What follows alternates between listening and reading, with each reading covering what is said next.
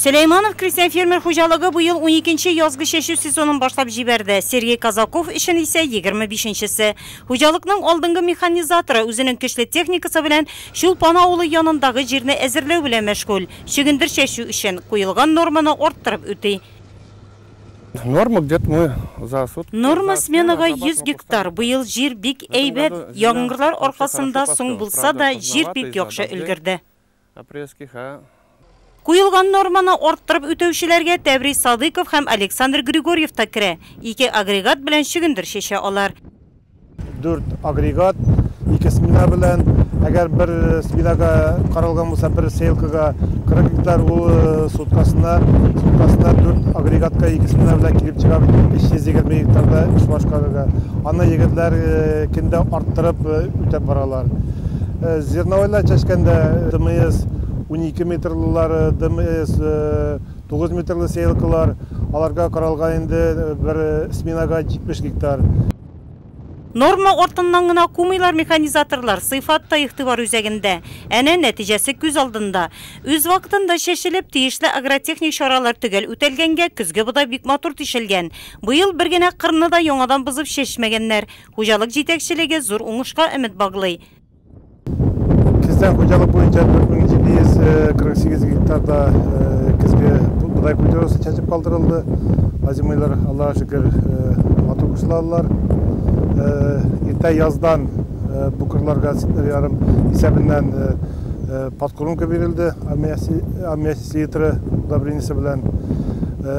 Менә биген иртәгеләргә җыенабыз, кая садняклар чыккан ул кырларда защита буенча мероприятиеләрне. Сулеймановлар язгы чәчүне бердән булып уешкан төстә башлап җибәрде. Бүгенге көндә хуҗалыкта чәчү эшләре 30% башкарылган. 14 чәчү агрегаты кырларны иңди. Хуҗалык җитәкчесе Ирек Хайдарҗанов белдергәнчә, табигатьнең көйсезлеге аркасында быелгы чәчү эшенә 2 атнага сыңарып тотарга туры килсә дә, бөтен кырлар тигез өлгергән. Шуңа да сабан техник культураларны бер вакытта чәчеп баралар. 15 меңнән артык гектарда чәчү эшләрен башкарасылар бар. Рәттән чәчәбез зерновойларны, шул рәттән чәчәбез чөгендерне, кукуруза, бертеккә чәчәбез, көнбагыш чәчәбез, кукурузаны силозга чәчәбез. Быел хуҗалык кырларында бәрәңгенең галы яңа илетылы сортлысын чәчәргә планлаштыралар, орлыгын алып кайтканнар. Башка елларга караганда шикәр чөгендеренең мәйданнарын да арттырганнар.